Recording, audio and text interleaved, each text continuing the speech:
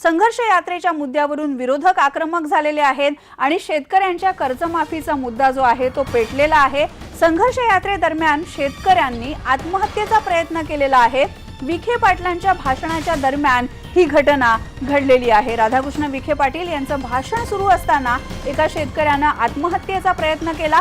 दोर आणि कीटकनाशक घेऊन त्यांनी स्टेजकडे धाव घेतली आणि आम्हाला कर्जमाफी द्या अशा घोषणा त्यांनी केल्या। पोलीस आणि नेत्यांनी शेतकऱ्यांना शांत केलं। हा दोर मुख्यमंत्र्यांना देणार असं विखे पाटील यांनी म्हटलेलं आहे आणि शेतकऱ्यांची जी कैफियत आहे ती मुख्यमंत्र्यांच्या पुढे मांडू असं सुद्धा राधाकृष्ण विखे पाटील यांनी आश्वासन दिलेलं आहे। राज्यभरामध्ये विरोधकांनी संघर्ष यात्रांचा जोर लावलेला आहे आणि याच संघर्ष यात्रेदरम्यान एका शेतकऱ्याने आत्महत्येचा प्रयत्न केला।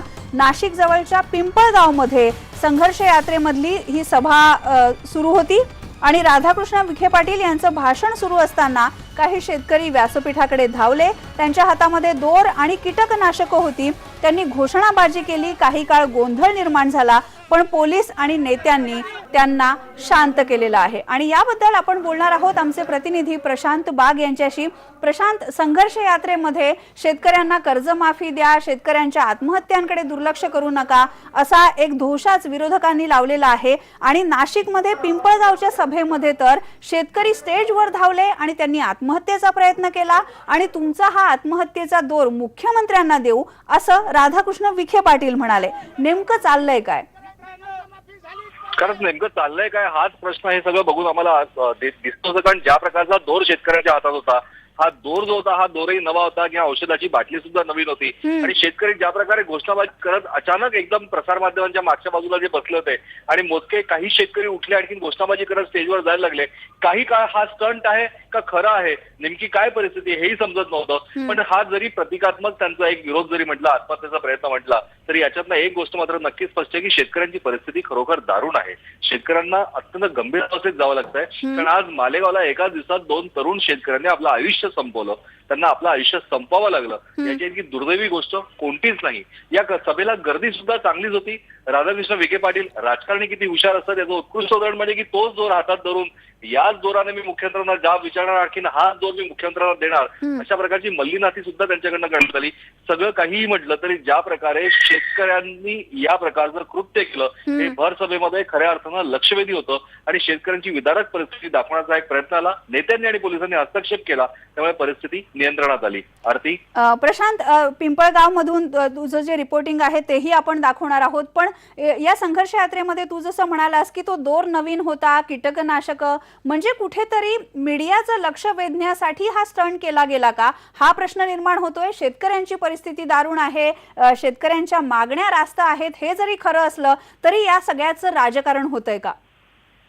नक्कीच आरती, या प्रश्नाचं राजकारण होतंय असा आरोप थेट शेतकऱ्यांनीच केलेला आहे। याच सभेला असलेल्या काही शेतकऱ्यांनी सांगितलं की हा स्टंट आहे, हा राजकारण आहे, ते सगळे नेत्यांचेच कार्यकर्ते होते, अशा प्रकारची मल्लीनाथी त्यांनी केली। म्हणजे एकंदरीत शेतकऱ्यांचा प्रश्न किंवा शेतकऱ्यांची अवस्था बिकट आहे हा दाखवण्याचा संघर्ष यात्रेच्या निमित्तानं हा एक वेगळ्या प्रकारचा प्रयाग त्यांनी करून दाखवला। आणखी असं नक्कीच म्हणतात की दोरही नवीन होता, कीटकनाशकांच्या औषधाची बाटली ती सीलपॅक होती, तीही आपण हातात घेतली। हे मान्य आहे की शेतकऱ्यांची परिस्थिती खरोखर बिकट आहे। अवकाळी पाऊस असो, अवर्षण असो, नैसर्गिक असो, गारपीट असो, याचा फटका शेतकऱ्याला 200% बसलाय आणि बसतोच आहे। आणि त्यातल्या त्यात बाजारपेठेच्या माध्यमातून योग्य ती विपणन यंत्रणा शेतकऱ्याची जी आहे ती व्यापारी, आडते आणि बाजार समिती यांच्या समन्वयामुळे किंवा सरकारचं आवश्यक तेवढं लक्ष नसल्यामुळे शेतकरी अडचणीत आहे, यात कोणतेही दुमत नाही। बरोबर, अशा प्रकारच्या सभेच्या माध्यमातून हा लक्ष वेधण्याचा एक प्रयत्न असावा आणि स्टंट असावा असा आरोप थेट शेतकऱ्यांनीच केलाय। बरोबर प्रशांत, तू जो रिपोर्ट पिंपळगावहून पाठवलेला आहेस तो सुद्धा आपण आता बघूया। पिंपळगाव बसवंत म्हणजे आशिया खंडातली सगळ्यात मोठी बाजारपेठ मानली जाते। देशातील कांद्याचा दर ठरवणारी बाजारपेठ म्हणूनही पिंपळगावला बघतात। आणखी याच ठिकाणी संघर्ष यात्रेचा आज खोला मोठा मेळावा झाला। शेतकऱ्यांचा खूप मोठा चांगला प्रतिसाद होता आणि हेच आहेत ते शेतकरी आपण बघतोय की याच सगळ्या शेतकऱ्यांकडे आपण आलोय की इथे या शेतकऱ्यांच्या गेले 2-2, 3-3 दिवसापासून ट्रॅक्टर कांद्याचे या ठिकाणी थांबलेले आहेत। आणखीन ते सगळ्या ठिकाणी थांबले, पण नेमकं काय म्हणणं आहे, काय सांगाल? काल सायंकाळी 5 वाजेपासून आम्ही इथे आलेलो आहे।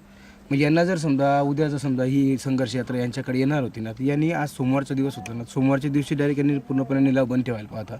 सर्वात महत्त्वाचा मुद्दा हा। त्याच्यानंतर जर सर्वात सोमवारी जर हा निलाव बंद ठेवला असता तर शेतकरी तर आलेच नसते। रविवारी बंद, सोमवारी बंद. आमचे हाल झाले नसते. कालपासून आम्ही आलो, आता 70 किलोमीटरवर तुम्ही कांदा विकायला आलो इथं.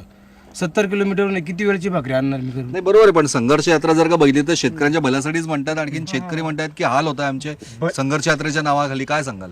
भल्यांसाठी नाही, मला असं म्हणायचं आहे की यांनी ते संघर्ष यात्रा केली, यांना गर्दी जमवायची होती, त्याच्यामुळे यांनी हे केलेले. आम्हाला विटीज यांनी धरलं, शेतकऱ्यांच्या ट्रॅक्टरांचं हे केलेलं आहे. एक ते काढायलाच नको पाहिजे. हो, एक मार्केट त्यांनी काढलेलं आहे, आम्हाला इथे विटीज त्यांनी धरलेले. तुम्हाला वेटीस झाले, तुम्हाला काय म्हणायचं? माझं असं म्हणणं आहे की यांनी जर बाजारपेठ जर चालू ठेवला असताना पूर्ण वाहन काढलं गेलं पाहिजे होतं. बरोबर की आता मी 150 किलोमीटरवरती इथं आलोले. बरोबर, कालपासून आलो, नाही मालकने पैसे दिले, नाही शेतकऱ्याने पैसे दिले, नाही व्यापारीने पैसे दिले, नाही कोणी दिले. बुके तिशे असे नाशे बसले.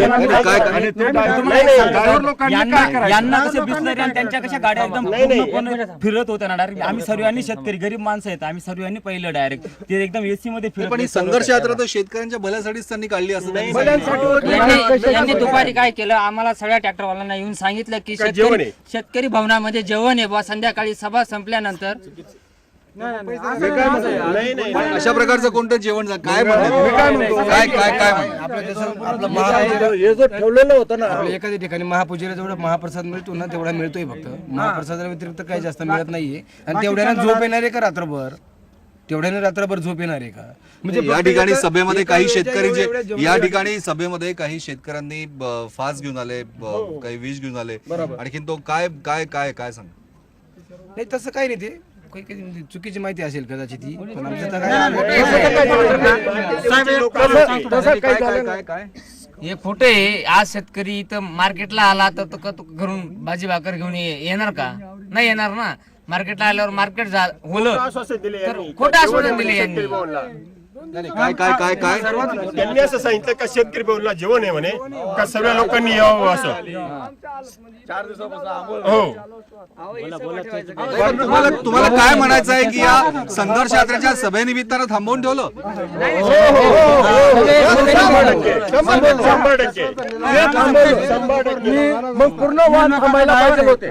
मला आजपर्यंत डायरेक्ट खायला कुठं कोणी दिलं नाही. मी आज 3 दिवसापासून डायरेक्ट उपाशी आहे. शेतकऱ्यांनी सुद्धा पैसे आणले नाही डायरेक्ट. मी स्वतः माझ्या आज कमीत कमी ड्रायव्हर 800 ते 1000 वाहन आहेत. एका ट्रॅक्टरवरती 2 जण आहेत कमीत कमी. झालं? आता 800 ते 1000 म्हणजे कमीत कमी 1500 लोक यांनी आपण बघतोय की काय परिस्थिती आहे. नाशिक जिल्ह्याच्या पिंपळगाव बाजाराच्या पंचक्रोशीत असलेले हे शेतकरी. आणि याच ठिकाणी या ठिकाणी आपण बघतोय की कांदा, हजारो क्विंटल कांदा गेल्या 3 दिवसापासून पडून लिलाव थांबवून ठेवलेले आहेत.